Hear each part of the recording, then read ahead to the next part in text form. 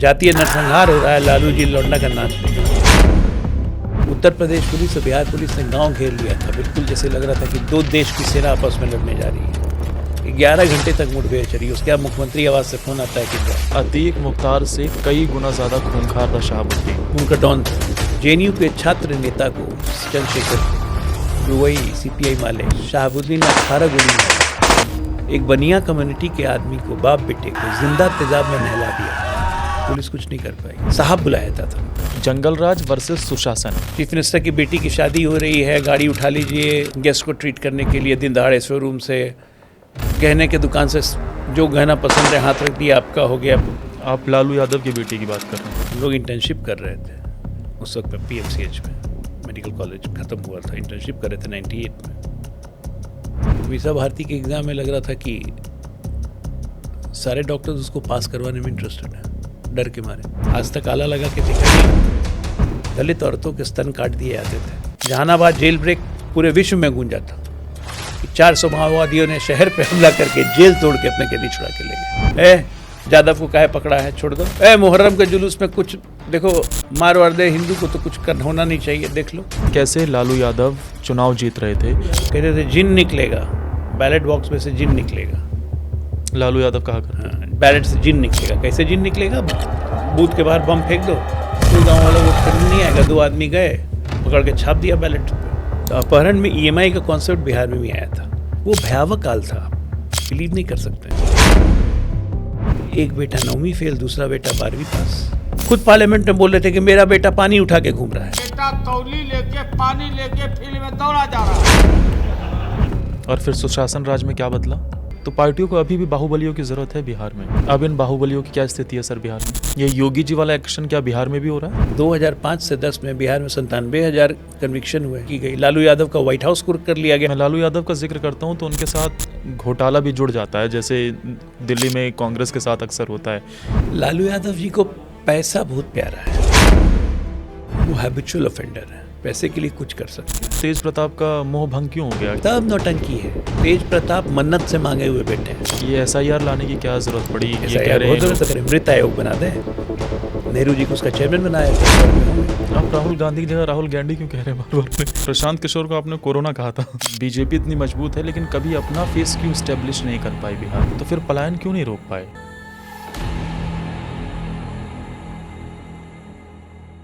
क्या आपको पता है बिहार में एक ऐसे मुख्यमंत्री रहे जिनकी बेटी की शादी के लिए पटना के सारे गाड़ियों के शोरूम के ताले तोड़ दिए गए और वहां की सारी गाड़ियां वीआईपी गेस्ट के इंतजाम में लगा दी गई। बिहार में एक ऐसा बाहुबली था जिसके सामने मुख्तार अंसारी और अतीक अहमद भी कुछ नहीं थे। क्या आपको पता है कि बिहार में ब्यूरोक्रेट्स जाने से क्यों डरते हैं?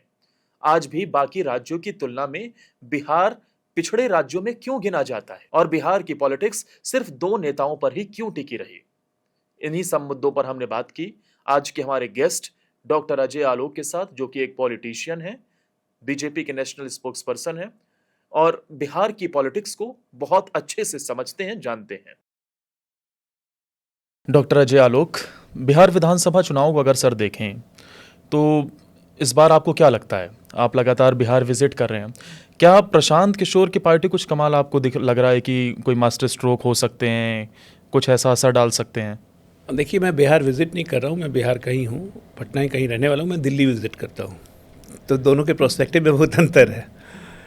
देखिए, प्रशांत किशोर, लोकतंत्र में सबको आज़ादी है लड़ने की, और अपने अनुभव से मैं कह सकता हूँ कि हर चुनाव में पॉलिटिकल मशरूमिंग होती है। बिहार में हम लोग फफूंदी कहते हैं, तो पॉलिटिकल मशरूम्स ग्रो करते हैं। अगर उन्होंने जड़ पकड़ ली तो टिक जाते हैं, नहीं तो गायब हो जाते हैं। तो all the best to P K साहब। कोशिश कर रहे हैं, कोशिश करना भी चाहिए, लेकिन बिहार की मिट्टी में बाढ़ बहुत आती है। होल्ड करना, पैर जमाना काफ़ी मुश्किल है। एक चीज़ को वो जिक्र कर रहे हैं जो इस वक्त बिहार के पॉलिटिक्स में दिखाई दे रहा है। अब तक आरजेडी और कांग्रेस एक साथ, दूसरी तरफ बीजेपी जेडीयू नज़र आते थे, लेकिन इस बार चिराग की भी हवा चल रही है कि वो कह रहे हैं कि भाई हम सभी सीटों पर चुनाव लड़ाएंगे। दूसरी तरफ प्रशांत किशोर भी नज़र आ रहे हैं। ये आपको क्या लग रहा है कि कुछ कमाल हो पाएगा या फिर अभी भी फाइट दोनों के बीच में ही नज़र आ रही है? कि चिराग तो हमारे साथ हैं, चिराग कोई अलग तो है नहीं। 2020 तो नहीं है कि चिराग एनडीए के पार्ट होते हुए भी अलग लड़े थे, वैसा कुछ नहीं होने जा रहा है। ना, चिराग बिल्कुल हमारे साथ लड़ेंगे, एनडीए के साथ लड़ेंगे। और 5 कॉन्स्टिट्यूएंट हैं एनडीए के, जनता दल यू, बीजेपी, चिराग पासवान, उपेंद्र कुशवाहा, जीतन राम मांझी। ये एक बहुत बड़ा सोशल कोलिशन है, पॉलिटिकल कोलिशन है, led by Narendra Modi ji at the national front and Nitish Kumar ji at the Bihar front. ये पॉलिटिकल इंटीग्रिटी या पॉलिटिकल मैच्योरिटी और पॉलिटिकल क्लिनलीनेस का सवाल है, जो बिहार की जनता समझती है कि ये लोग की लीडरशिप जब रहेगी तो न करप्शन रहेगा, न भ्रष्टाचार रहेगा प्राइमरली, और सुशासन नीचे तक पहुंचेगा, लोगों को लाभ मिलेगा। सरकार किस लिए होती है? सरकार कोई हमारे लिए नहीं है, सरकार एक माध्यम है जिसके जरिए हम लोगों तक पहुंचते हैं, लोगों की दुख दर्द पीड़ा दूर करते हैं। अब आज जब मैं आपसे बात कर रहा हूँ तो सीतामढ़ी में पुनौरा धाम का शिलान्यास होने वाला है। 900 साढ़े 900 करोड़ रुपए उस पर इन्वेस्ट किए जा रहे हैं। माँ सीता का भव्य मंदिर बनने जा रहा है। आप ये सोचिए कितना बड़ा रिलीजियस सेंटिमेंट। हमारे गृह मंत्री जा रहे हैं वहाँ, मुख्यमंत्री रहेंगे, वो इनॉग्रेट करेंगे, तो कितने लोगों की भावनाएं जुड़ी हैं। आज तक क्यों नहीं हुआ? क्या रोक रहा था भाई? अयोध्या का मंदिर हमारा 500 साल नहीं बना, क्यों नहीं बना? इस हिंदू बहुल देश में रह के 82% हिंदू होते हुए हम 500 साल तक लड़ते रहे। अगर इस्लामिक राष्ट्र ये रहता, यहाँ किसी मस्जिद बनने में दिक्कत होती, या कैथलिक नेशन रहता तो यहाँ पे चर्च बनने में दिक्कत होती। सोचिए जरा, हम किस गुलामी के दौर से निकल के यहाँ तक आए हैं। हमारी अपनी जागृति थी नहीं, हम पहचानते ही नहीं थे कि हम कौन हैं, हमारी अपनी आइडेंटिटी नहीं थी। एक परिवार के गुलामी ने इस साल देश के 70 साल खींच लिए। अब बिहार में एक परिवार की निशंसता ने इस देश के 15 साल खींच लिए और इस देश को पीछे ठेला। बिहार पीछे गया, देश पीछे गया। एक कंधा कमज़ोर रहेगा ना, बायां कंधा, तो शरीर को स्वस्थ नहीं कह सकते। ईस्ट की तरफ देखा ही नहीं, चाहे वो बिहार हो, झारखंड हो, पश्चिम बंगाल हो, पूरा नॉर्थ ईस्ट हो, डेलिबरेटली नेगलेक्ट किया गया। आज उसी की दशा हम झेल रहे हैं। मोदी जी के 10 साल से आने से लुक ईस्ट, प्रायोरिटाइज ईस्ट, इसकी पॉलिसी चली और आज देखिए क्या क्रांतिकारी बदलाव हुआ है। चाहे वो नॉर्थ ईस्ट हो, चाहे बिहार हो, चाहे झारखंड हो। मैं एक छोटा सा आंकड़ा आपको देता हूँ। 4 से 14 तक यूपीए की सरकार थी, लालू जी भी उसके हिस्सा थे। 10 साल में बिहार को मिले मात्र 1,98,000 करोड़ रुपए। 14 से 24 तक, जिसमें 2 बार नीतीश जी हमारे साथ नहीं थे, आरजेडी के साथ थे, उसके बावजूद बिहार को मिले 14 लाख करोड़ रुपए। दोनों में अंतर समझते हैं? 7 गुने का अंतर है। और ये 7 गुना बिहार में दिखता है। जब आप बिहार में जाएंगे, देश की सबसे अच्छी सड़कें बिहार में, रोज़ दिन 3-3 नए एक्सप्रेसवेज बन रहे हैं। एक भी घर बिहार में ऐसा नहीं है जहाँ बिजली नहीं है। एक भी घर ऐसा नहीं है जहाँ नल का पानी नहीं है। 67 लाख टोटल मिला के बिहार में 4 करोड़ घर अगर बने हैं प्रधानमंत्री आवास योजना के तहत, तो 68 लाख घर खाली बिहार में। बिहार की महिलाओं का सोचिए, जो कि रजिस्ट्री महिला के नाम पर है। तो काम ऐसे ऐसे बुनियादी हुए हैं। बिहार तो कब्र से निकल के अब ज़मीन पे आया है। अभी ये समय है छलांग लगाने का। लेकिन सर फिर एक शिकायत होती है कि आपने इतना काम किया है डेवलपमेंट के लिहाज से, तो फिर पलायन क्यों नहीं रोक पाए? अभी भी मैंने इस पॉडकास्ट को करने से पहले अपने एक दोस्त से बात की, तो उसने बोला ये ज़रूर पूछेगा कि भैया हमारा पूरा का पूरा गांव साफ़ हो गया है, आज की डेट में पलायन इतनी बड़ी प्रॉब्लम है, क्या कारण है? आपको क्या लगता है? देखिए, पलायन का मैं कहूँगा कि जो पहले 3 करोड़ थे कोविड के पहले, कोविड के बाद आज ये घट के 1 करोड़ 20 लाख है। ये 1 करोड़ 20 लाख वो हैं जो कि अब बिहार नहीं आना चाहते हैं, क्योंकि पढ़ाई के कारण, अपनी नौकरी के कारण, अपनी बाकी चीज़ों के कारण जहाँ वो सेटल्ड हो गए हैं, वो जगह उनको अच्छी लग रही है। इसको हम पलायन नहीं कहेंगे। पढ़ाई के कारण कोई जाता है, मैं भी बिहार छोड़ के गया, बाहर पढ़ने गया, महाराष्ट्र गया, महाराष्ट्र के बाद अमेरिका गया, तो क्या मैं पलायन कर गया? पलायन इसको नहीं कहते हैं। अपनी बेहतरी के लिए अगर आप देश में कहीं मूव कर रहे हैं, विदेश में कहीं मूव कर रहे हैं। आज आपको पता है बिहार नंबर 1 है इंडिया का in terms of petro dollar. अब ये जितने लोग हमारे सऊदी का गल्फ में गए हुए हैं, दुबई गए हुए हैं, वो भारत को विदेशी मुद्रा भेजते हैं, तो उसमें बिहार नंबर 1 है पेट्रो डॉलर्स में। तो उसको आप पलायन कहेंगे? बिहार की इकॉनमी और देश की इकॉनमी में कितना बड़ा कंट्रीब्यूशन है। ये एक ज़बरदस्ती हवा क्रिएट किया जाता है, पलायन पलायन पलायन। अरे किसके समय में सबसे ज़्यादा पलायन हुआ ये बताओ ना। 1990 से 2005 का जो कालखंड था, उसमें पलायन बिहार में सबसे ज़्यादा हुआ। क्यों? एजुकेशन नहीं था, रोड्स नहीं थी, बिजली नहीं थी, पानी नहीं था, लॉलेसनेस चरम पे था, तो लोग भागेंगे नहीं तो क्या करेंगे? मरने के लिए रहेंगे। गांव में रोजगार के साधन नहीं थे, खेती करने नहीं देते थे, नक्सल झंडा गाड़ देते थे, क्या करेंगे लोग? अपनी जान बचाएंगे ना पहले। पेट पहले, जान फिर पेट भरने का उपाय, तब लोग सोचता है कि पढ़ाई करें, डेवलपमेंट करें, कुछ करें। यहाँ तो जान का माल का ठीक ही नहीं था, तो पढ़ाई लिखाई कहाँ से? तो मूल समस्याओं पे कभी ध्यान नहीं दिया। जब मुख्यमंत्री आपको आग तापता हो, मुख्यमंत्री सचिवालय में, मुख्यमंत्री के चेंबर में फैक्स तक नहीं हो, ये था बिहार। आप जिस दौर की बात कर रहे हैं वो शायद लालू राबड़ी। बिल्कुल। अब हम किससे कंपेयर करेंगे भाई? आज हम अब कंपैरिजन यार्डस्टिक्स निकालते हैं। हम देखते हैं कि 2005 के पहले हमें क्या मिला था, हमने विरासत में क्या ग्रहण किया था, और आज हम कहाँ से कहाँ तक ले आए। आज उसी परिवार के युवराज कहते हैं कि हमें बिहार दो। 9वीं फेल को क्यों दे बिहार भाई? बिहार के लोग इतनी प्रबुद्ध हैं, IAS, IPS, bureaucrat, chartered accountant, lawyer, doctor, हर जगह बिहार के मिल जाएंगे। इस नोएडा की धरती पर बैठा हुआ हूँ, यहाँ 3.5 लाख बिहारी रहते हैं। इसी पार्लियामेंट क्षेत्र में 3.5 लाख बिहारी हैं। यहाँ के किसी भी डॉक्टर्स में चले, किसी भी हॉस्पिटल में चले जाइए, यहाँ के व्यवहार न्यायालय में चले जाइए, यहाँ के चार्टर्ड अकाउंटेंसी में चले जाइए, यहाँ के ब्यूरोक्रेसी में चले जाइए, आधे बिहारी मिल जाएंगे आपको। और हमारा नेतृत्व बिहार का करेगा 9वीं फेल। क्या विजन है भैया आपका? यही विजन है कि मुसलमान यादव कॉम्बिनेशन बना के हमको राज करना है, वक्फ के लिए अपनी गर्दन कटा लेंगे इसलिए हमको बिहार दे दो? क्या ये मेंटालिटी होनी चाहिए? क्या आज मैं कहूं कि हिंदू धर्म के लिए मुझे गर्दन मैं काट लूंगा अपनी, मुझे बिहार लीड करने दे दो, दे देगा बिहारी? मोदी जी आज कहें कि हिंदू धर्म के लिए मैं जान दे दूंगा, हाथ काट लूंगा, नस काट लूंगा, तो इसलिए वो देश के प्रधानमंत्री हैं। फिर नारा क्यों दिया, सबका साथ, सबका विकास, सबका प्रयास? विजन से देश चलता है। धार्मिक और जातीय एंगल और जातीय समीकरण बना के देश नहीं चल सकता है। ये लोगों को समझना पड़ेगा, और इसीलिए कंसिस्टेंटली रिजेक्ट किया है 2005 के बाद से बिहार ने। तो नीतीश कुमार की क्रेडिबिलिटी बहुत अच्छी थी कि इन लोगों को ऑक्सीजन मिल गया 2015 में, नहीं तो ये तो साफ थे 2015 में ही। मैंने पढ़ा था कि एक वक्त ऐसा था जब बिहार GDP के मामले में सबसे तेज़ी से आगे बढ़ रहा था। आज भी बढ़ रहा है, लेकिन उसके बावजूद वो बीच का वो दौर ऐसा था। नेशनल GDP आज भी बिहार की सबसे ज़्यादा है, ग्रोथ रेट आज भी बिहार की देश में नंबर 1 पे है। 14.1% से लगभग डबल डिजिट में पिछले 10 साल से हम ग्रो कर रहे हैं। लेकिन मैंने कहा ना, हम कब्र में थे, कब्र से निकल के ज़मीन पे आए हैं, ज़मीन पे निकल के अब हमारा बेस बन गया है। आप सोचिए, जब हमें बिहार मिला था तो पर व्यक्ति प्रति कैपिटा इनकम 8,842 रुपये थी। इन 20 सालों में उस 8,000 को बढ़ा, और उस वक्त नेशनल एवरेज 80,000 था जब बिहार का 8,000 था। आज बिहार बढ़ के आ गया है ऑलमोस्ट 78,000 रुपये, 80,000 पे। नेशनल एवरेज है 2,14,000। 8,000 से 80,000 लाना मुश्किल है, या 80,000 से 2 लाख ले जाना मुश्किल है? आप खुद बताइए। ये 8 से 80 बहुत मुश्किल था, जो हमने करके दिखा दिया है। अब यहाँ से 80 से नेशनल एवरेज तक पहुँचने के लिए हम अगले 10 वर्षों का हमने लक्ष्य रखा है कि 35 में पहुँच जाएंगे। तभी अगर हम 35 में पहुँचेंगे तभी 2047 में विकसित भारत बनेगा। ये नहीं हो सकता है कि 2-3 राज्य प्रगति करें या 6 राज्य प्रगति नहीं करें तो आप विकसित राष्ट्र बन जाएंगे ना।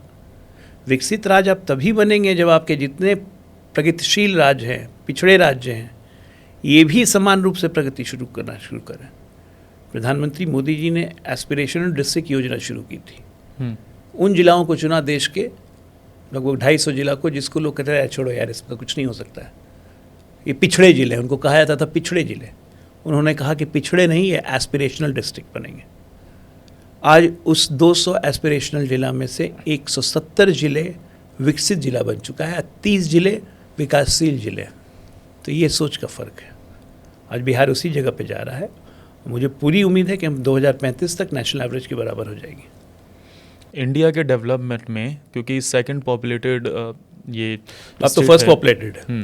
इंडिया के डेवलपमेंट की बात की जाए तो बिहार का क्या रोल आप देख रहे हैं अगले आने वाले 5 से 10 सालों में?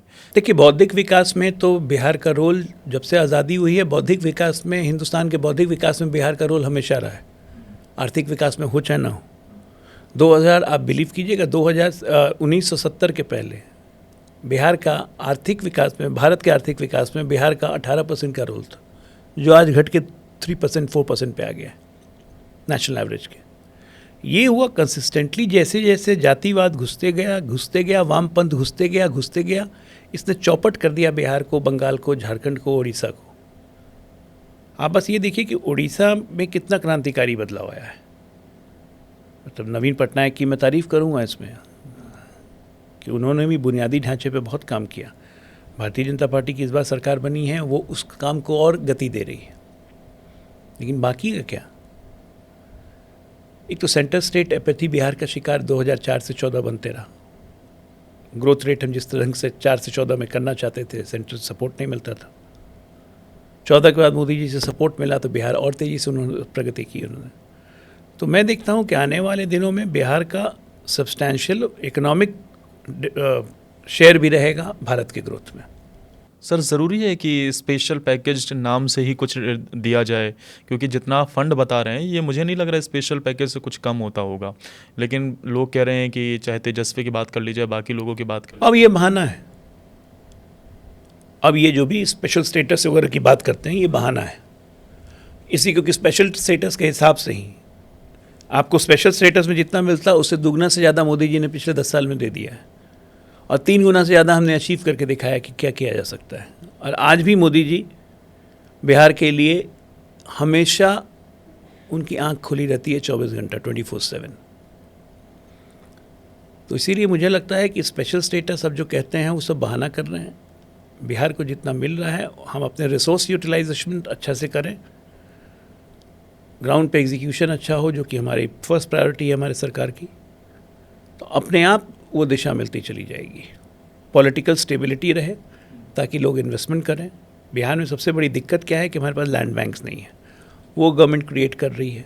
अब हर ज़िले में लैंड बैंक बन रहा है ताकि हम इंडस्ट्रीज को, उद्योग को, भाई क्यों आएंगे मेरे यहाँ, हम लैंड लॉक स्टेट हैं, शोर हमारे पास है नहीं, समुंदर है नहीं, रॉ मटेरियल अवेलेबिलिटी हमारे अगल बगल है नहीं, हमारे यहाँ क्यों आएंगे, किस इंसेंटिव से आएंगे? आज मान लीजिए हम कहते हैं कि अडानी आ जाए, अंबानी आ जाए, महिंद्रा आ जाए, क्यों आएंगे? उनको इंसेंटिव क्या है?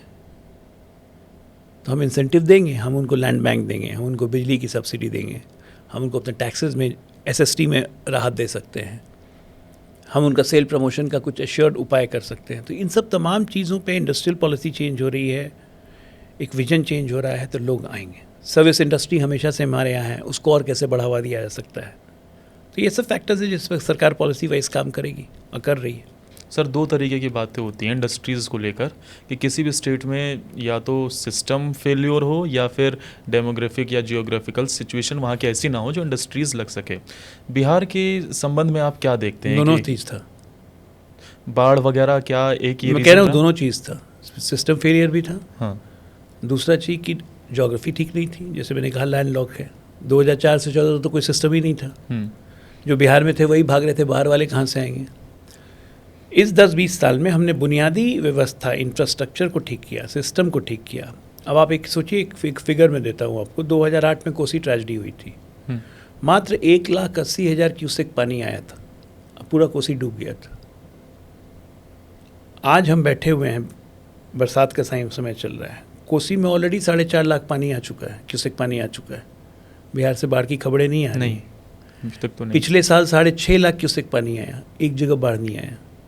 क्यों? क्योंकि सिस्टम और इंफ्रास्ट्रक्चर बना है, बांधों को दुरुस्त किया गया है, चैनलाइज किया गया है, कैनाल्स बनाए गए हैं, नहरें बनाई गई हैं, नहरों को स्ट्रेंथन किया गया है, डिगिंग की गई है ताकि उसके डेप्थ बढ़े, डिसिल्टिंग की गई है। तो ये सब होता है इंफ्रास्ट्रक्चर डेवलपमेंट, जो कि हमने किया है, उसका रिजल्ट दिख रहा है। हम जब आए थे तो कृषि योग्य भूमि बिहार में ऑलमोस्ट 3.5 लाख हेक्टेयर ज़मीन कृषि योग्य नहीं थी। आज की डेट में ये संख्या घट के 75,000 हेक्टेयर हो गई है। हमारा प्रयास है कि अगले 10 साल में इस 75,000 को भी हम ज़ीरो पे ले आए, क्योंकि हमारी प्राइमरी बैकबोन तो कृषि है। तो जितने ज़मीन को हम यूटिलाइज़ करें, जितना मल्टीपल क्रॉपिंग हम करें, उससे हमारा फ़ायदा होगा। और कृषि में आज भी बिहार का नंबर 1 योगदान है देश में।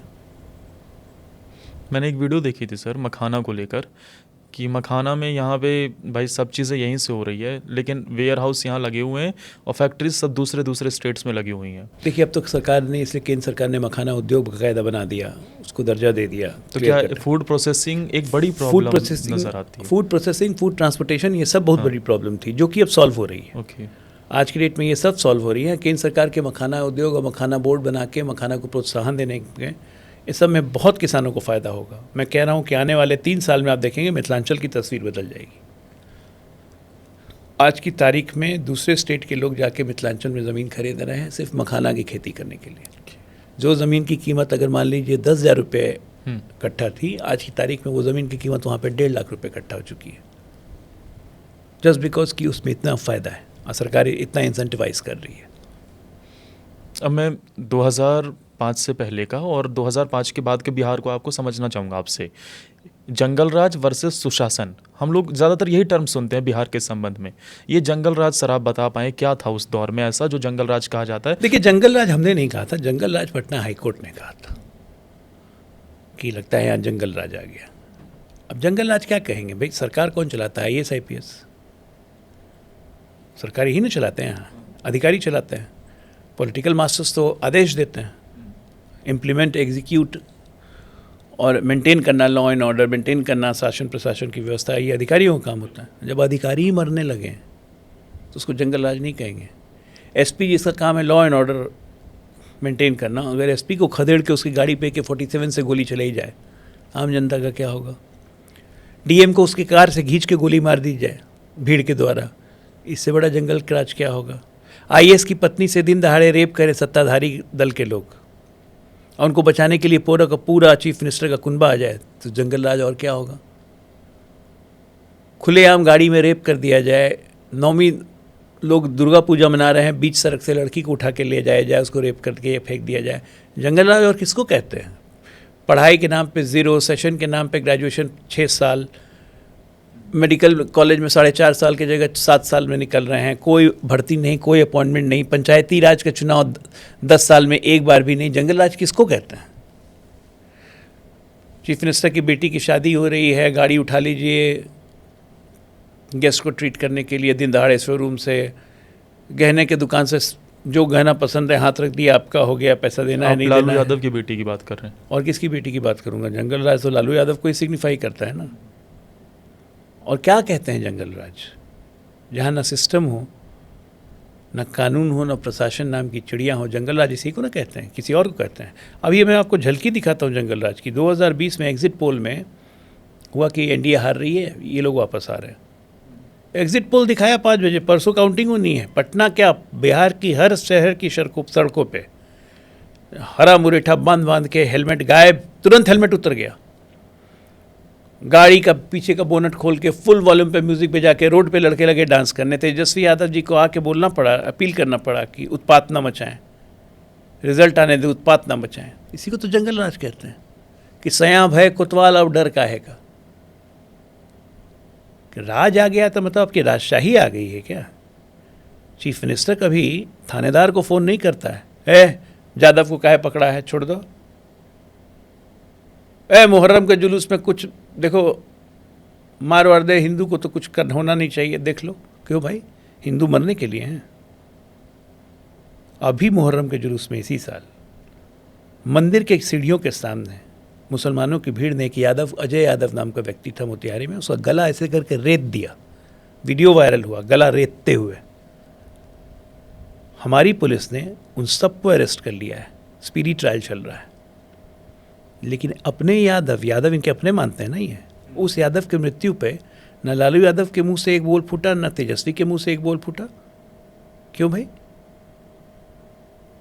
इतना ज़्यादा मुसलमान भक्ति आप करेंगे कि वो कुछ भी गलत करें, सब कुछ सही, इधर माई वे और हाईवे? ये शासन नहीं होता है। ये आम लोग के बीच में भय बैठाना होता है। ये भय, डर के मारे लोग वोट देने नहीं आते थे। लालू यादव का फेमस, पता नहीं आप उस वक्त छोटे होंगे, कोई पढ़िएगा आर्काइव में, कहते थे जिन निकलेगा, बैलेट बॉक्स में से जिन निकलेगा। लालू यादव कहा कर, हाँ, बैलेट से जिन निकलेगा। कैसे जिन निकलेगा? बूथ के बाहर बम फेंक दो, कोई गांव वाला वोट करने नहीं आएगा, 2 आदमी गए, पकड़ के छाप दिया बैलेट पे, आज क्यों ये लोग कहते हैं कि ईवीएम नहीं, बैलेट लो, बैलेट लो? यही कारण है। राजीव गांधी 1989 में जब चुनाव हारे तो वो बैलेट को दोष देते थे कि हम बैलेट के कारण चुनाव हार गए। और जस पिता तस पुत्र, राहुल गांधी या तेजस्वी यादव अब ईवीएम को दोष देते हैं, और अब तो वोटर लिस्ट भी खैर आ गया। तो ये लोग बेसिकली एनार्की के प्रतीक हैं, they are not democratic. Sir, आप लालू यादव की बेटी की शादी का जिक्र कर रहे हैं, क्या हुआ था उस दौरान, आप बात बता पाएँ तो? कुछ दौरान क्या हुआ था, एनार्की था शहर में। भाई अब गेस्ट आ रहे हैं बाहर से, पटना में कोई ऐसा टैक्सी वैक्सी की उतनी व्यवस्था नहीं होती, सरकारी कितना गाड़ी देंगे? तो गाड़ी कम पड़ेगी तो मारुति के शोरूम में, टाटा के शोरूम में गए आदमी, भाई नई गाड़ी जितनी है स्टॉक में सब दे दो, और दिन दहाड़े उठा के ले आए। 3 दिन तक आराम से जितने कांग्रेसी, डीएम के बाकी जितने गेस्ट लोग आए थे गाड़ी से घूमे उसके चले गए। शोरूम से दिन दहाड़े गाड़ियाँ उठाई गई। शादी की शॉपिंग 1.5 महीना पहले पटना के ज्वेलरी शॉप में, बड़े बड़े ज्वेलरी शॉप में पता कर लीजिएगा, मैडम जाती थी, कोई जाता था, ये बहुत अच्छा है दे दो। अब बेचारा ज्वेलर क्या करेगा, दे दिया, पैसा मिला नहीं मिला, ना हिम्मत है मांगने की, ना कोई जाता था। ये तो खुलेआम दंगापन था। ये सब के तो वीडियो वायरल हैं, ये सब आप पुराने न्यूज़पेपर के आर्काइव में उठा के देखिए, सब मिल जाएगा। मैं कोई अपने मन से बना के नहीं बोल रहा हूँ। हम लोग इंटर्नशिप कर रहे थे उस वक्त में, PMCH में, मेडिकल कॉलेज ख़त्म हुआ था, इंटर्नशिप कर रहे थे 98 में। मीसा भारती के एग्ज़ाम में लग रहा था कि सारे डॉक्टर्स उसको पास करवाने में इंटरेस्टेड हैं, डर के मारे। तो ये सब चलता है। मतलब मीसा भारती ने भी MBBS कर MBBS किया, टाटा के कोटे पे गई, टाटा के कोटे पे गई। टाटा के कोटे पे आमतौर पे टाटा के एम्प्लॉयज़ जाते थे। अच्छा। लेकिन मुख्यमंत्री पिताजी तो कौन मना करेगा, टाटा जी ने दे दिया सीट अपना। एक अच्छा खासा करियर वाली लड़की का भविष्य ख़त्म हुआ। मैडम वहाँ गई फर्स्ट ईयर सेकेंड ईयर में पटना मेडिकल कॉलेज। आज तक आला लगा के देखा नहीं होगा कि हार्ट साउंड क्या होता है, रेस्पिरेटरी साउंड क्या होता है, मरमर क्या होता है। कोई प्रैक्टिस भी नहीं की? मैंने कह रहा हूँ आज तक आला भी नहीं लगाई होंगी, प्रैक्टिस तो बहुत दूर का बात है। सीट्स ऐसे बर्बाद की गई। इस परिवार को पढ़ने लिखने से कभी मतलब नहीं रहा। आप बताइए, आपके कितने बच्चे हैं? आपके मेरे बच्चे अभी नहीं है। हाँ। मेरे 2 बच्चे हैं, किसी के भी 2 बच्चे हैं, बहुत गरीब से गरीब आदमी हो। पहला काम क्या करता है इस देश में कि हम भले नहीं कम पढ़े लिखे हों, लेकिन मेरा बच्चा सबसे ज़्यादा पढ़ लिख ले। लालू यादव को किस चीज़ की कमी थी? राबड़ी को किस चीज़ की कमी थी? एक बेटा 9वीं फेल, दूसरा बेटा 12वीं पास।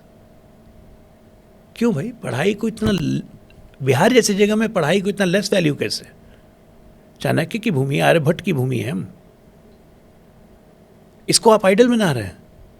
आपको क्या कमी थी कि आपने नहीं पढ़ाया? क्रिकेट खेलना चला गया था। अरे क्रिकेट में भी विराट कोहली बन जाता। खुद पार्लियामेंट में बोल रहे थे कि मेरा बेटा पानी उठा के घूम रहा है, उसको बैट नहीं पकड़ने देता है, काहे भेजे क्रिकेट में? उसके बाद बैठा के पढ़ा लेते तो छोड़, कहाँ पढ़ेगा लिखेगा। दिल्ली में 10वां ये रेल मंत्री थे, MP थे, दिल्ली में फार्म हाउस में पार्टी होती थी। 14 में चुनाव लड़वा दिया, 15 में। लालू यादव का नाम हटा दीजिए या इन गैंडियों का नाम हटा दीजिए तो राहुल गांधी गैंडी और राहुल ये तेजस्वी यादव को पूछेगा कौन? इनकी अपनी कुव्वत क्या है? What are they? एक परिवार का नाम हटा लीजिए तो आप बात करना चाहिएगा। है क्या इनके पास? हेलीकॉप्टर घुमाना ऐसे ऐसे करके, संवैधानिक संस्थाओं पर आरोप लगाना, और खुद 2 फर्जी एपिक काट रखे तेजस्वी यादव बैठे हुए हैं। राहुल गांधी पर नोटिस आता है तो जवाब नहीं देंगे। वो पिक्चर देखी थी ना बाहुबली, कहता था कि मेरा वचन ही मेरा शासन है, तो कल राहुल गांधी ने उसी स्टाइल में बोला मेरे शब्द ही मेरा ओथ है। ऐसे होता है? उल्लू समझते हैं क्या यहाँ पे? शब्द ओथ नहीं होते हैं, लेकिन साइन करके भेज दीजिएगा ना तो कोर्ट ऑफ लॉ में वो एडमिसिबल सबूत हो जाता है, जेल हो जाएगी। वैसे भी होनी है। नेशनल हेराल्ड में बचेंगे नहीं, ये लैंड फॉर जॉब में नहीं बचेंगे। दोनों परिवार सिमिलर लेवल पे हैं। एक ने देश स्तर पे बर्बादी मचाई है, एक ने प्रदेश स्तर पे बर्बादी मचाई है। सर, जब इतना सब कुछ हो रहा था तो फिर लगातार कैसे लालू यादव चुनाव जीत रहे थे? देखिए, लालू यादव कभी भी अपने दम पे एब्सोल्यूट मेजॉरिटी आज तक उनको नहीं आई। 1990 में मंडल कमीशन की लहर पे चला के, राम मंदिर की लहर पे चल के, कांग्रेस विरोध के लहर के चल के पहली बार सरकार बनी, वो भी भारतीय जनता पार्टी के समर्थन से 1990 में। 95 में जनता दल यूनाइटेड की सरकार, जनता दल का विभाजन नहीं हुआ था, उसकी सरकार बनी थी। 2000 में चुनाव हुआ, लालू यादव को मेजॉरिटी नहीं थी, कांग्रेस से समर्थन लेकर सरकार बनी। और 5 के फरवरी में किसी को पूर्ण बहुमत नहीं आया, और नवंबर में हमारी एनडीए की बहुमत आ गई। लालू यादव जोड़ तोड़ दाएं बाएं करके सत्ता में बने रहे, अपनी मेजॉरिटी उनको नहीं आई। 95 में जनता दल पहली बार अपनी मेजॉरिटी इसलिए ला पाया क्योंकि जनता दल पूरा यूनाइटेड था। शरद यादव, रामविलास, लालू सब यूनाइटेड थे, कोई टूट नहीं हुई थी। और उसके बाद जब लालू यादव ने तोड़ी आरजेडी को कभी बहुमत नहीं मिला अपने दम पे। 2000 में भी उनको कांग्रेस का समर्थन लेके, तो इसलिए तो कहता हूँ कि प्रदेश के भी बर्बादी में कांग्रेस का इक्वली हाथ है, क्योंकि कांग्रेस ने 90 के पहले बिहार बर्बाद किया हुआ था, अब बाद में 2000 से बिहार बर्बाद करना शुरू कर दिया फिर से। देश की बर्बादी और इसमें बिल्कुल कांग्रेस और लालू इक्वली जिम्मेदार है। सर, ये जो कहा जाता है, क्योंकि हमने तो वो दौर देखा नहीं हो और बिहार से ताल्लुकात भी नहीं है, लेकिन ये कहा जाता है कि उस वक्त अपहरण दिन दहाड़े हुआ करता था, किसी की भी हत्या कर दी जाती थी, कोई यादव मुस्लिम के खिलाफ बोल नहीं सकता था, हिंदुओं में ही डर था। आप बता पाएँ उस दौर में किस तरीके के हालात थे वहाँ पर? अपहरण का तो ये था कि अपहरण में भी ईएमआई आ गया था। जैसे किसी शिक्षक का अपहरण कर लिया, उसको बोला 50,000 देना, शिक्षक बोला हमको 6 महीने तो तनख्वाह नहीं मिला, हम कहाँ से देंगे, तो ठीक है अभी 10,000 दे दो, फिर 3-3 हज़ार रुपये महीना करके देना। तो अपहरण में ईएमआई का कॉन्सेप्ट बिहार में भी आया था। वो आपने पिक्चर देखी होगी, अपहरण आई थी एक मूवी, उसमें काफ़ी हद तक डिपिक्ट किया गया है। बड़े बड़े कोई आदमी सेफ नहीं था। पटना में दिन दहाड़े किसी को भी उठा लिया जाता था, रमेश चंद्रा हो गए, ज्वेलरी के बिजनेस वाले हो गए, वकील हो गए, बहुत सारे उदाहरण हैं, आप देख सकते हैं उसको। और अपहरण से भी ज़्यादा फिर फिरौती हो गई थी कि एक को गोली मारा, एक डॉक्टर को गोली मारा, उसके बाद फ़ोन करना शुरू किया 10 डॉक्टर को कि देखो उसको तो गोली मार दी है, पैसा पहुंचा दो। अब बाकायदा जेल से होता था ऑर्गेनाइज्ड, इसका भुगतभोगी मैं खुद हूँ कि एक डॉक्टर को गोली मारा, फिर मुझे मेरे पिताजी को फ़ोन किया कि इतने पैसे पहुँचा दो। अच्छा। जो रजिस्ट कर गया वो बच गया, जो नहीं रजिस्ट किया हो गया, उसको देना है पैसा। हम लोग रजिस्ट कर पाए क्योंकि हमारे पास भी साधन थे, लालू जी से भी जान पहचान थी, तो थोड़ा इधर उधर से पॉलिटिकल मैनेजमेंट करके अपना सिक्योरिटी बढ़ा के हम लोग बचे। जो नहीं बचे, कितने डॉक्टर पलायन कर गए, कितने डॉक्टर छोड़ के चले गए। कौड़ियों के दाम में थी ज़मीन पटना में, जो आज करोड़ों में। वो भयावह काल था, बिलीव नहीं कर सकते। सिहर जाता है आदमी अगर वो समय सोचता है, तो रूह कांप जाती है कि ये आएंगे तो वही होगा। इसकी झलकी उन्होंने 2020 में दिखाई थी। तो जिन्होंने वोट भी दिया था एक बदलाव के लिए, वो ऐसे माथा पीट रहे थे कि क्या गलती हो गई। और उसी का परिणाम आया कि 2024 कि वापस एनडीए को वही जनादेश मिला 75% का। इस बार तो मैं कह रहा हूँ 2025 225 रहेंगे हम लोग। मैं जब पटना गया था एक बार, तो महावीर मंदिर स्टेशन से निकलते ही कुछ ही दूर में एक मस्जिद भी है बगल में। तो मुझे किसी ने बताया कि ये पहले मस्जिद की हाइट ये नहीं थी, लेकिन मंदिर के बराबर लाकर लालू के राज में ही ऐसा हुआ था कि उसे बराबर कर दिया गया। कुछ ऐसी उसकी कहानी है? बिल्कुल। हनुमान मंदिर बहुत प्राचीन था और स्टेशन के बगल वाली मस्जिद भी हनुमान मंदिर से ज़्यादा प्राचीन नहीं है, लेकिन प्राचीन थी। तो मंदिर से ऊपर कर दिया गया था मस्जिद के गुंबद को।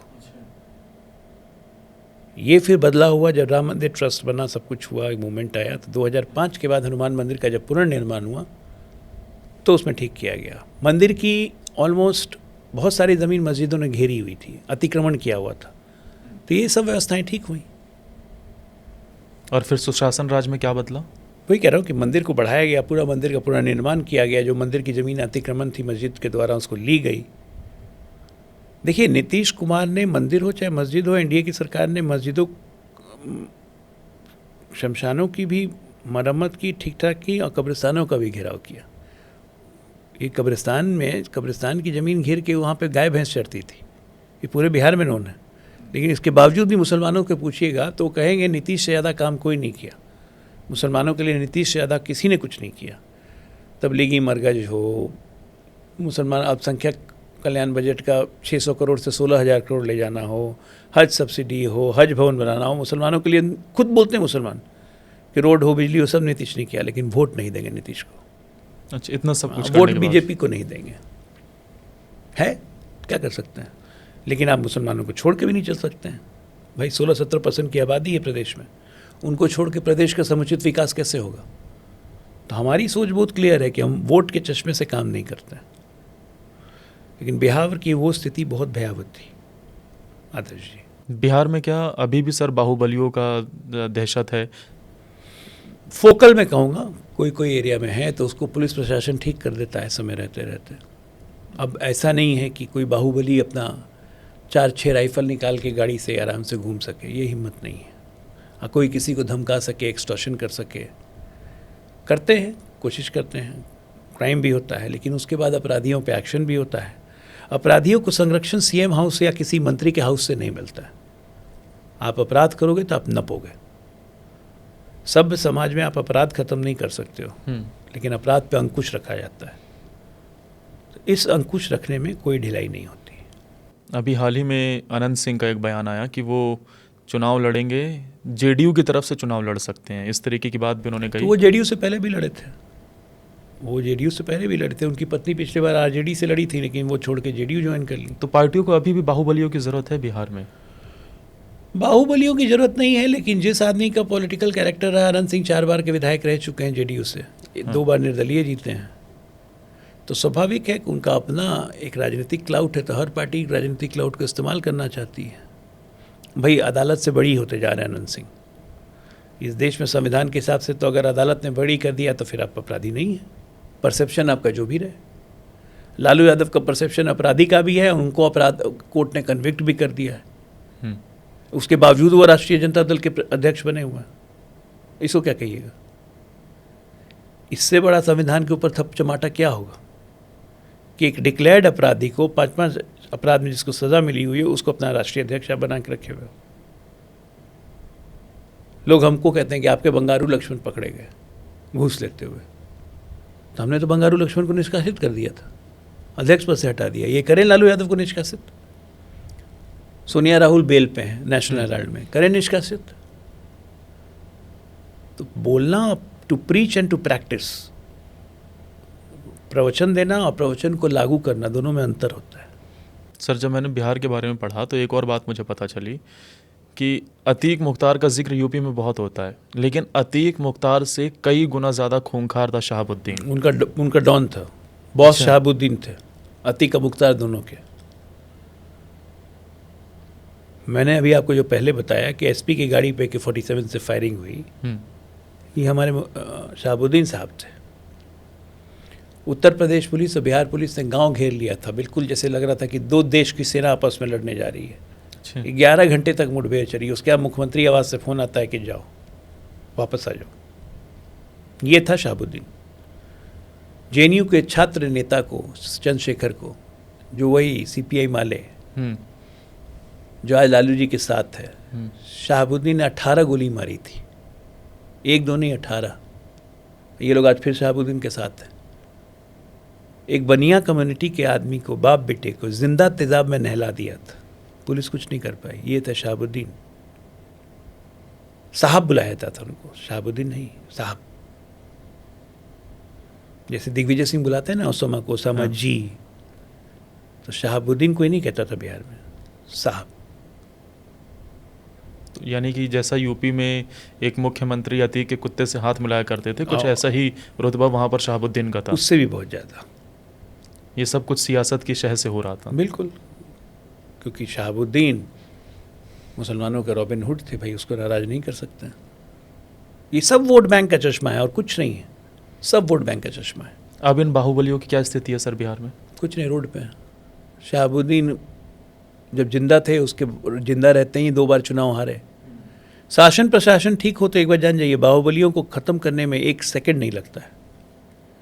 अगर राजनीतिक इच्छा शक्ति हो कि हमें ठीक काम करना है, हमें अपराधियों को संरक्षण नहीं देना है, अपराध हम नहीं टॉलरेट करेंगे, तो अपराधी को ख़त्म होने में सेकंड नहीं लगेगा।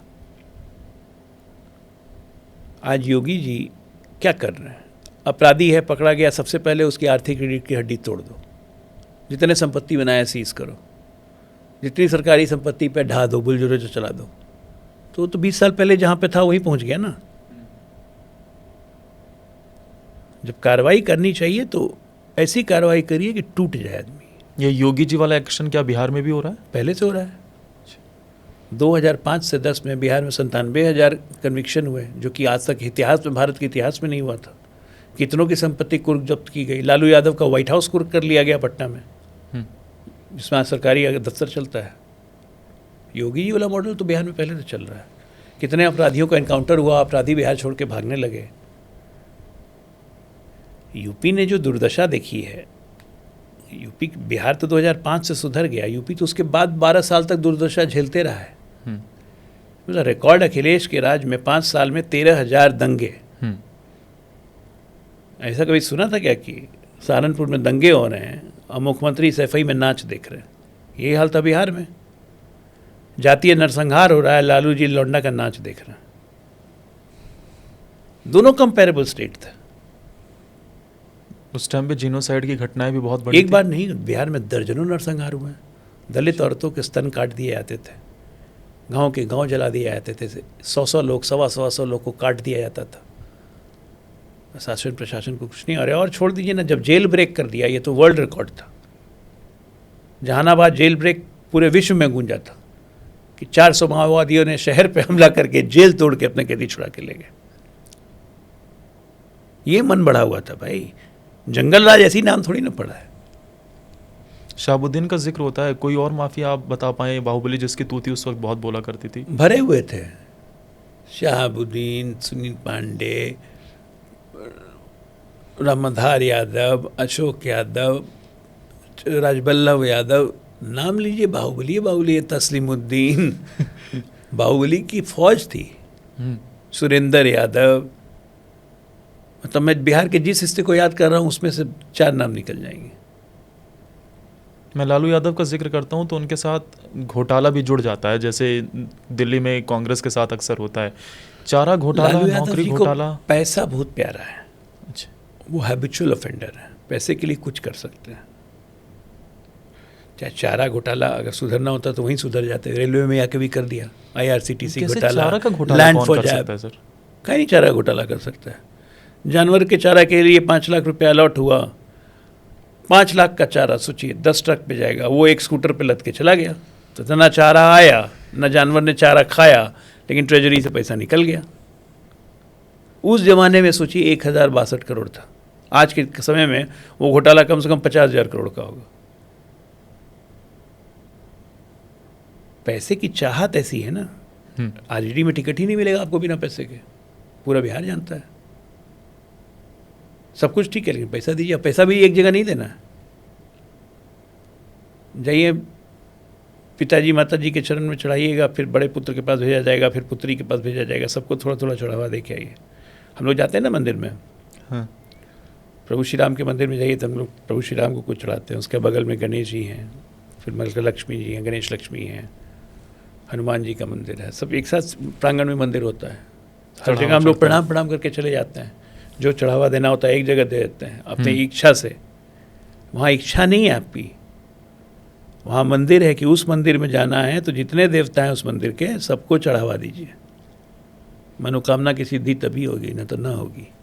तो फिर तेज प्रताप का मोह भंग क्यों हो गया? कोई मोह भंग नहीं हुआ है, सब नौटंकी है। वो अलग पार्टी से चुनाव लड़ रहे हैं। सब नौटंकी है। तेज प्रताप मन्नत से मांगे हुए बेटे हैं। लालू यादव सबको छोड़ देंगे, राबड़ी देवी सबको छोड़ देंगी, तेज प्रताप को कभी नहीं छोड़ेंगी। ये सब नौटंकी हो रही है, चुनावी नौटंकी है और कुछ नहीं। इतनी सब घटनाओं के बाद कभी दूसरी पार्टियों ने, या मैं कहूँ बीजेपी ने, उन्हें कहा कि भैया बीजेपी को कुआं में कूदना है क्या, या खाई में गिरना है? कि बीजेपी साधु सुभाष और तेज प्रताप को या फॉर दैट मैटर किसी को लेगी? हम जहाँ ठीक है भैया। अब वैसे भी हमारे गोत्र के लोग नहीं हैं। हम जिस मानसिकता के हैं उस मानसिकता में वही नहीं, तो ना वो आएंगे ना हम लेंगे। अब बिहार को आप कितना बदला हुआ देख रहे हैं? अब कैसे हालात दिखते हैं? बहुत बदल चुका है, बहुत बदल चुका है बिहार में। आप सोचिए जब हम सत्ता में आए थे उस वक्त जो बच्चा पैदा हुआ होगा आज वो 20 साल का है। उसने नीतीश राज को देखा है। वो एक विजनरी इंडिया देखता है। वो बिहार को कंपेयर करता है बेंगलोर से, दिल्ली से, पटना को कंपेयर करता है, गया को कंपेयर करता है, और फिर वो शिकायत करता है कि ये क्यों नहीं है यहाँ, ये क्यों नहीं है यहाँ, ये हम लोग क्यों नहीं कर सकते हैं। वो एक एस्पिरेशनल बिहारी है। हमें उस एस्पिरेशनल बिहारी को टच करना है जो हम कर रहे हैं। उस एस्पिरेशनल बिहारी को जब उसके माता पिता हंसते हुए बताते हैं कि बेटा जब पैदा हुए थे ना तो उस वक्त तुमको बचाना बहुत मुश्किल था, ये था बिहार, आज यहाँ पे आ गए हो, अब ये भी चाहिए। आज बिहार में 13 करोड़ की आबादी में largest concentration of mobile phone है पूरे कंट्री में। 9 करोड़ कनेक्शन है बिहार में। सूचना का इन्फॉर्मेशन आपका ये जैसे रिलीज होगा, हाँ, ये आधे घंटे में बिहार के हर गांव में पहुंच जाएगा। तो सूचना का इन्फॉर्मेशन बहुत है। AI टूल्स आ गए हैं, गूगल है, यूट्यूब चैनल्स है, लोग अपने यहाँ पे एक एक चीज़ को गैदर कर रहे हैं। इसलिए बिहार में अब इन्फॉर्मेशन, बिहार बहुत बदल चुका है, वो पहले वाला बिहार नहीं है। लेकिन फिर उसके बावजूद ये SIR लाने की क्या ज़रूरत पड़ी? ये कह SIR रहे बहुत हैं ज़रूरत है भाई। कल राहुल गांधी ने इतना बढ़िया प्रेस कॉन्फ्रेंस किया, बताया कि हर बूथ में एक व्यक्ति 4 जगह वोट दे रहा है, डुप्लीकेसी ऑफ वोटर्स है, वोटर लिस्ट में गड़बड़ी है। तो ठीक कैसे होगा? ये ठीक कैसे होगा? अगर राहुल गांधी की बात जेन्युइन है तो ये ठीक कैसे होगा? SIR से ही होगा ना, स्पेशल इंटेंसिव रिवीजन से ही ठीक होगा ना, कि घर घर जाके वेरीफाई कीजिए। अब आदर्श तिवारी जी का घर है, 8 वोटर हैं वहाँ आपके परिवार के, लेकिन आदर्श तिवारी जी के घर पे कल्लू मियाँ भी हैं, सल्लू मियाँ भी हैं, फातिमा बेगम भी हैं, रेहान भी हैं, केहान भी हैं। चुनाव आयोग आपके घर पे पहुंचा, आपके 8 वोटर वेरीफाई हो गए। फिर चुनाव आयोग ने पूछा कि कल्लू मियाँ कहाँ, बुला दीजिए उनको भी। तो आप पूछे कौन कल्लू मियाँ? तो बोला कि कल्लू मियाँ है, सल्लू मियाँ है, फरहान है, रेहान है, इन सब के वोटर आपके नाम पे दर्ज है आपके घर पे। आपने कहा कि नहीं, मेरे यहाँ तो कोई नहीं ऐसा रहता है। तो चुनाव आयोग उन ऐसे नामों को हटाए कि नहीं हटाए? बिल्कुल हटाना चाहिए। आपके पिताजी हैं, आपके दादाजी हैं, आपकी दादी जी हैं, दादाजी एक्सपायर कर गए, उनका नाम हटना चाहिए कि नहीं हटना चाहिए? हटना चाहिए। फिर उनका वोट कैसे पड़ गया 2024 में? एक्सपायर किए हुए 2016 में एक्सपायर कर गए। SR में तो ये काम नहीं होता है, स्पेशल रिवीजन में। ये स्पेशल इंटेंसिव रिवीजन में हो रहा है। क्या करें, मृत आयोग बना दें? नेहरू जी को उसका चेयरमैन बना देते हैं, स्वर्ग में होंगे। मृत आयोग बना के जितने लोग मृत हैं उसका भी वोटिंग राइट देना चाहिए, संवैधानिक अधिकार है भाई। ये जिस तरह से बात कर रहे हैं इसका तो यही मतलब है ना, मृत लोग वोट देंगे। 22 लाख मृत लोग हैं बिहार में। ये कहते हैं कि 2004 आपने 24 में क्यों नहीं निकाला, मृत लोग हैं, जून में क्यों नहीं निकाला? इसलिए नहीं निकाल पाए क्योंकि स्पेशल इंटेंसिव रिवीजन नहीं था, सिर्फ स्पेशल रिवीजन था जिसमें नाम जोड़े जाते हैं चुनाव के पहले। काटने की प्रक्रिया नहीं के बराबर होती है। काटा हमेशा फिजिकल वेरिफिकेशन के बाद जाता है, तो वही कट रहा है, तो उसमें भी दिक्कत है। स्थानांतरण में दिक्कत है, डुप्लीकेसी ऑफ वोटर्स में दिक्कत है। तो कल यही बात राहुल गांधी ने कहा, तो इसको करेक्शन कैसे होगा? SIR से ही ना होगा। तो वही कर रहा है चुनाव आयोग, तो उसको दिक्कत क्या है? पार्लियामेंट क्यों बंद किए हुए भाई? चित भी मेरी, पट भी मेरी। वो कह रहे हैं सर, जो मैंने पढ़ा है कि वो कह रहे हैं कि भाई 20,000 22,000 वोटों का अंतर था, अब हर विधानसभा से लगभग अमूमन वही वोट आप काट दे रहे हैं। तो ठीक है, चलिए अब हम वहाँ काट दे रहे हैं। महाराष्ट्र में आप बोल रहे थे कि आप जोड़ दे रहे हैं। भाई दोनों चीज़ कैसे होगा? इसको ठीक कौन करेगा? मान लीजिए आपके आरोपों में दम है, तो इसको ठीक कैसे होगा? ये SIR से ही होगा ना। SIR भी चुनाव आयोग ही करेगा ना, कांग्रेस पार्टी तो करेगी नहीं, राहुल गांधी तो SIR करेंगे नहीं। BLA आपके किस लिए होते हैं? Booth level agent. हर बूथ के लिए होता है ना एक एजेंट। आपका BLA क्या कर रहा था? कह दिया कि बैंगलोर का एक विधानसभा का हम रिव्यू कर रहे हैं। भाई बैंगलोर सेंट्रल में आपको दिक्कत थी, आप 45 दिन के अंदर आपने इलेक्शन रिजल्ट को क्यों नहीं चैलेंज किया? आज 1 साल बाद आपकी नींद खुल रही है, कुंभकर्ण हो आप। ये रह रहा है कि चुनावी नींद खुलती है, इररेलेवेंट होते जा रहे हैं ये लोग। देश का मतदाता इनको पहचान गया है। युवा वर्ग हंसता है राहुल गांधी पे कि यार कहाँ से आ गया ये इतना बड़ा नेता बन गया है, इसको ये भी नहीं आता है। कल तो वो ऑडिटोरियम में बड़ी बड़ी स्क्रीन पे दिखा के समझाने की कोशिश कर रहे थे। मुझे एक बात बताइए सर, जब जब चुनाव आते हैं ये चुनाव आयोग को डायरेक्ट निशाना बनाया जाना क्यों शुरू हो जाता है? इसलिए क्योंकि अब इनको चुनाव से नहीं लड़ना है, इनको चुनाव आयोग से लड़ना है। क्योंकि चुनाव लड़के तो देख रहे हैं कि जनता लगातार रिजेक्ट करती जा रही है। भाई Guinness book of world record बन गया है, लगातार 96 चुनाव हारने वाले अकेले हीरो हमारे राहुल गांधी जी हैं। आप राहुल गांधी की जगह राहुल गांधी क्यों कह रहे हैं बार बार में? राहुल गांधी ही है ना। ऐसा क्या? फिरोज जहांगीर गांधी नहीं थे, उनका नाम था फिरोज जहांगीर गांधी, GHANDY। अच्छा। उन्होंने अपने पॉलिटिकल और पर्सनल एम्बिशन के तहत महात्मा गांधी जी से पूछा कि मैं गांधी लिख सकता हूँ गैंडी की जगह, तो महात्मा गांधी जी ने कहा कि कोई भी गांधी लिख सकता है, तुमको लिखने को मुझे क्या ऑब्जेक्शन है। तब से ये गांधी के गैंडी से गांधी हो गए। जिसको अपना नाम अपनाने में शर्म है, जिसको अपने काम से शर्म है, जो खुद कहता हूँ कि कांग्रेस ने बहुत गलती की है, मुझे इसका अफसोस है, जिसको अपने काम से शर्म है, जिसको अपने नाम से शर्म है, तो क्यों नहीं हाथ जोड़ के माफ़ी मांगता है। हर चीज़ पे उनको शर्म है, उनको अपनी आइडेंटिटी पे शर्म है। गांधी क्यों नाम लगाया? ताकि एक सोशल हेरिटेज महात्मा गांधी की कैरी करें। ये महात्मा गांधी के खानदान से हैं। ये मैसेजिंग था, सोशल मैसेजिंग थी ना। ये 70 साल से देश को बेवकूफ़ बना के बैठे हुए उधार के गांधी। अपना नाम लिखने में शर्म आती है। गांधी नहीं लिखा, अरे चलो गांधी नहीं लिखा, नेहरू लिख लेते, वो भी नहीं लिखा। क्यों? गांधी जी को पहुंचा दिया लोगों की जेब में। आज जरा हम पूछें, गांधी जी गांधी जी गांधी जी करते थे, father of the nation declare title है गांधी जी का? कब टाइटल डिक्लेयर हुआ?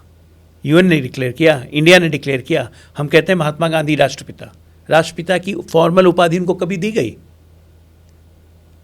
हमारे संविधान में है। सिर्फ बापू बापू बापू कहने के लिए एक नैरेटिव चला दिया। गांधी जी को पहुंचाया कहां? लोगों की जेब में। वो भी कब पहुंचाया? 60 के दशकों में, कि गांधी जी का नैरेटिव चलाना है। ये स्लो पॉइजन है देश के लिए। ये लोग एक्चुअल स्लो पॉइजन है। अब देश में और विभूति नहीं थे। पूरे देश में जहाँ देखिए, Rajiv Gandhi airport, Nehru airport, Indira Gandhi airport, Indira Gandhi building, Indira Gandhi terminal, Indira Gandhi ये, राजीव गांधी वो, नेहरू ये, उसके अलावा कोई पैदा ही नहीं हुआ क्या इस देश में?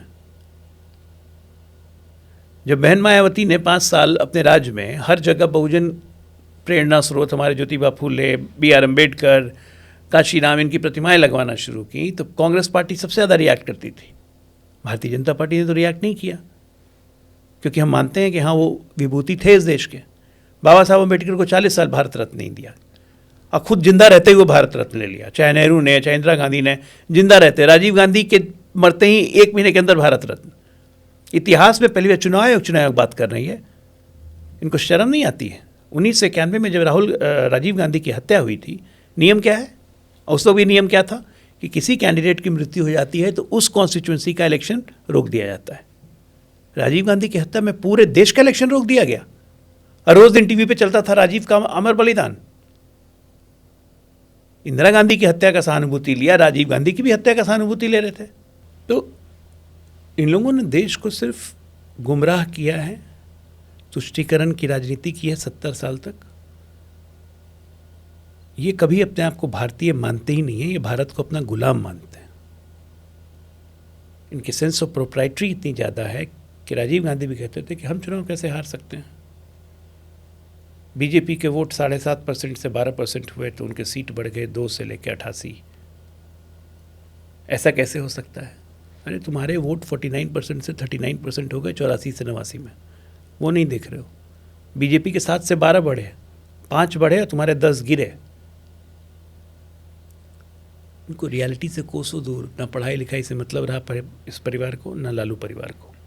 तो बिहार और देश के लिए एक कर्ज, श्राप। बिहार को लेकर ये भी कहा जाता है कि भाई बिहार अजब भी है, गजब भी है। मैं कुछ कहानियाँ बताना चाहता हूँ जो खबरें मैंने पढ़ी। बिहार में एक गधे की मौत और 55 लोगों पर मुकदमा कर दिया गया। अभी कल ही मैंने देखा कि ट्रंप जी का निवास प्रमाण पत्र यहाँ पे बनने को तैयार हो गया। एक और था डॉग बाबू, सोनालिका ट्रैक्टर, ये सब तो हमने सुन लिया था। लेकिन एक खबर ये आई कि पिता का नाम दशरथ, पुत्र का नाम राम, माता का नाम कौशल्या और गांव का नाम अयोध्या लिखा गया। माता सीता के नाम का भी जो आवेदन आया था, पिता का नाम राजा जनक, पंचायत अयोध्या लिखी गई थी। बिल्कुल संभव है, बिल्कुल संभव है। आज के दिन में भी संभव है, क्योंकि आप वोटर लिस्ट में नाम या बाकी चीज़ चढ़ाने वाला कौन होता है? गांव में, देहात में, पंचायत में मुखिया के लेवल पे चढ़ जाता है, जो कर्मचारी है उसके लेवल पे चढ़ जाता है। 100-200 रुपया दीजिए, वो चढ़ा देगा। आज इसीलिए तो ज़रूरत है SIR की। ये सब चीज़ आपको कैसे पता चला? अगर ये बिहार में SIR नहीं होता कभी पता चलता? तो इनको दूर करने में दिक्कत किसको है? भाई बीजेपी को या एनडीए को तो दिक्कत नहीं है, जेडीयू को दिक्कत नहीं है, हम चाहते हैं दूर हो जाए। आपको क्यों दिक्कत हो रही है कैसे फर्जी लोगों का नाम हटाने से? सिस्टम को दुरुस्त करना है कि सिस्टम को और खत्म कर देना है? आपके दर्शक तय करें। मैं थोड़ा सा सर आपके बारे में भी चाहता हूँ, क्योंकि मैंने लगातार चीज़ें जो देखी हैं। एक यूट्यूबर हुआ करते थे द देशभक्त के नाम से, अभी भी हैं वो, और कल भी मैंने देखा कि आपकी फैमिली को बहुत टारगेट किया जाता है। सुप्रिया श्रीनेत, मतलब वो कांग्रेस पार्टी के इस टाइम पे सबसे वोकल प्रवक्ता हैं, जो सबसे वोकल या गालीबाज? हाँ, हर जगह वही दिखाई देती हैं। लेकिन वोकल होना और गालीबाज होना, अपशब्दों का प्रयोग करना और गंदी मानसिकता का प्रयोग करना, दोनों में बहुत अंतर होता है। एक रोड पे चलता है वो आदमी भी वोकल होता है, जो बात शुरू गाली से करता है अंत भी गाली से करता है। एक अपनी बात मजबूती से रख के, सभ्य तरीके से रख के, तर्कों के साथ रख के भी आदमी वोकल होता है। इसलिए वोकल सुप्रिया श्रीनेत पे नहीं जाता है। अब शब्दों का प्रयोग करती हैं, अमर्यादित हो जाती है महिला होने के बावजूद। तो क्यों आपकी फैमिली को सर? तो मेरी फैमिली को कोई टारगेट नहीं भैया, वो तो यूजलेस बात है। मैं अमेरिका में काम कर रहा था, मेरे बच्चे अमेरिका में पैदा हुए तो वो अमेरिकन सिटीजन हो गए by the virtue of birth. लेकिन मेरे बच्चे ओवरसीज सिटीजन ऑफ इंडिया भी हैं, हिंदुस्तान में ही पढ़ रहे हैं। मेरी बेटी अमेरिका में पढ़ रही है, वो यहाँ पे सब काम कर सकते हैं, वो IAS IPS सब कुछ कर सकते हैं, बन सकते हैं। उसे वोट नहीं दे सकते हैं और वो खेती की ज़मीन नहीं रख सकते हैं, बस 2 चीज़ नहीं कर सकते हैं। अब वो एडल्ट अब हो चुके हैं, उनको जब भारत की नागरिकता लेनी होगी वो ले लेंगे। तो इसमें कौन सी बड़ी बात हो गई? इसमें क्या गुनाह है? मेरी बेटी अमेरिका के सबसे प्रेस्टिजियस मेडिकल कॉलेज में पढ़ रही है, अपने मेरिट से पढ़ रही है, स्कॉलरशिप पे पढ़ रही है, मुझे तो गर्व है उस पर। मेरा बेटा यहाँ मेडिकल कॉलेज में पढ़ रहा है, अपने मेरिट से गया है, मुझे गर्व है उस पर। क्या दिक्कत है उसमें? सिटीजनशिप उनको जब बदलना होगा बदल लेंगे। मेरे बेटा बेटी का DNA विशुद्ध भारतीय है, क्योंकि मैं भी भारतीय हूँ, मेरी पत्नी भी भारतीय है, तो मेरे बेटे बेटी का विशुद्ध DNA भारतीय है। अशुद्ध DNA किसका है, विदेशी DNA किसका है, मुझे बोलने की जरूरत नहीं है, पहले उसकी चिंता करें। अच्छा, 2 टर्म जो मुझे याद आता है आपके संबंध में, एक तो पलटू चाचा का टर्म शायद आपने इंट्रोड्यूस किया था, दूसरा तेजस्वी को 9वीं फेल का भी आपने ही इंट्रोड्यूस किया था। राहुल गांधी हिंदू नहीं है, मैं नहीं बोला था सबसे पहले, और मेरी आचार्य प्रमोद कृष्ण से बहुत लंबी बहस हुई थी, और फाइनली उन्होंने भी मान लिया कि हाँ राहुल गांधी हिंदू नहीं है। लेकिन मैंने सीधे बोला था कि बस बता दीजिए लॉजिक, पारसी पिता ईसाई माता का पुत्र हिंदू कैसे हो गया? लेकिन कहते हैं कि घाट घाट का पानी आपने भी पिया भाई, BSP में भी थे, JDU में भी थे, JDU में स्विच ऑन स्विच ऑफ होता गया आपके साथ। हाँ एकदम हुआ। मैंने अपनी राजनीति की शुरुआत भारतीय जनता पार्टी के साथ की थी। मेरे अपने विचार थे राजनीति में, मेरी प्रदेश नेतृत्व से नहीं बनी, मैंने बीजेपी छोड़ दिया। मैं चुनाव लड़ा और मैंने बीजेपी को हरा दिया। मैं खुद नहीं जीत पाया, बीजेपी हार गई। मैं फिर बीजेपी में आया, फिर मैं 4 साल रहा, क्योंकि मैं वैचारिक तौर पे संघ से भी हम लोग जुड़े हुए, मेरा परिवार जुड़ा हुआ है, वैचारिक तौर पे मैं राष्ट्रवादी हूँ। फिर बीजेपी आया, फिर नहीं पटी, मैंने छोड़ दिया। मैंने बहुजन समाज पार्टी ज्वाइन की, दलितों के बीच रहा, काम किया, बहुजन समाज पार्टी से चुनाव लड़ा, 2000 वोट से हारा, 32,000 वोट आए थे मुझे 2010 में। फिर मैं JDU में आया, क्योंकि बिहार की मुख्य स्ट्रीम की पार्टी थी, मेन स्ट्रीम की पार्टी थी। JDU में रहा, नीतीश जी से वैचारिक मतभेद हुए मेरे, धारा 370 पे, ट्रिपल तलाक पे, इन सब मुद्दों पे मेरे नीतीश जी से मतभेद हुए। नोटबंदी पे मतभेद हुए, मैंने इस्तीफा दिया। अब आप मुझे फिर बुला लिया नीतीश जी ने, इस्तीफा देने के बावजूद फिर मतभेद हुए। मैंने प्रशांत किशोर के मुद्दे पे मैंने फिर इस्तीफा दिया, मुझे नीतीश जी ने फिर बुलाया। प्रशांत किशोर को आपने कोरोना कहा था? हाँ, कोरोना वायरस। ऐसा क्यों है? उसी तरह से जहाँ रहेंगे उस जगह को डिस्ट्रॉय करेंगे। तो मोदी जी ने समय रहते हुए मुक्ति पाली, बीजेपी बच गई। JDU ने समय रहते हुए मुक्ति पाली, JDU बच गई। अब वो अपनी पार्टी बना रहे हैं। जितने लोग उनके पास जाएंगे देखिएगा, 2025 के नवंबर में रिजल्ट आने के बाद एक आदमी नहीं दिखेगा। मैंने बोला था ना, पॉलिटिकल फफूंदी। अब बिहार की मिट्टी में टिकना बहुत मुश्किल है, पानी बहुत तेज़ी से निकलता है। ये पॉलिटिकल फफूंदी जमेगी कि नहीं जमेगी, ये तो नवंबर के बाद देखेंगे। अच्छा, आपका गठबंधन है, आपके सामने इस टाइम पे सबसे स्ट्रांग कौन नजर आ रहा है? क्योंकि इस बार तो बिहार में कई पार्टियां हो। ऑब्वियसली हमारे लिए सामने महागठबंधन है, उसी से लड़ाई है सीधी सीधी।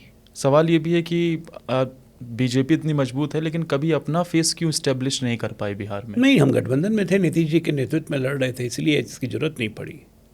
ऐसा नहीं है कि बीजेपी में चेहरों की कमी है। अरे कौन जानता था कि देवेंद्र फडणवीस इतने सफल मुख्यमंत्री बनेंगे? क्या चेहरा थे 2014 के पहले? बने, सफलतम मुख्यमंत्री हैं। कौन जानता था योगी जी चेहरा थे क्या 17 में? योगी जी को आज विश्व में कौन नहीं पहचानता है? एक मुख्यमंत्री की छाप छोड़ी। मनोहर लाल खट्टर, कोई जानता था कि बनेंगे? 10 साल हरियाणा को कहाँ से कहाँ पहुँचा दिया। मोहन यादव, कोई सोचता था चेहरे बनेंगे? तो बीजेपी में तो सत्ता लेने के बाद एक ऐसा चेहरा दिया जाता है जो अपने आप को स्टैब्लिश कर सके। हमारे एक से एक नवरत्न मुख्यमंत्री हैं जो कि किसी का नाम नहीं था कि वो मुख्यमंत्री बनेंगे। तो this is the party with difference. इसलिए तो मैं कहता हूँ कि we are the party with difference. यहाँ एक आम कार्यकर्ता जो रोड में दर्री बिछाने वाला कार्यकर्ता भी मुख्यमंत्री या प्रधानमंत्री बन सकता है। चाय बेचने वाला प्रधानमंत्री बन सकता है, मंदिर में पूजा करने वाला प्रधानमंत्री बन सकता है, मठ चलाने वाला प्रधानमंत्री बन सकता है और बिजनेस करने वाला प्रधानमंत्री बन सकता है, और मोहन यादव की तरह दूध निकालने वाला भी प्रधानमंत्री बन सकता है। लेकिन सब पढ़े लिखे हैं, सुसज्जित हैं, विचारों से अवगत हैं और अपनी बात रखना जानते हैं। Thank you so much sir, आप हमारे साथ जुड़े। धन्यवाद। और इस पॉडकास्ट में कई मुद्दों पर हमने बातचीत की। बिहार के जंगल राज वर्सेस सुशासन को भी हमने समझा, उस दौर में क्या हुआ करता था ये भी आपने अच्छे से देखा। बहुत बहुत शुक्रिया। और ये पॉडकास्ट आपने देखा, मुझे उम्मीद है आपको ये पॉडकास्ट अच्छा लगा होगा, और आप कमेंट करके बताइएगा कि कैसी लगी ये कन्वर्सेशन आपको। Thank you.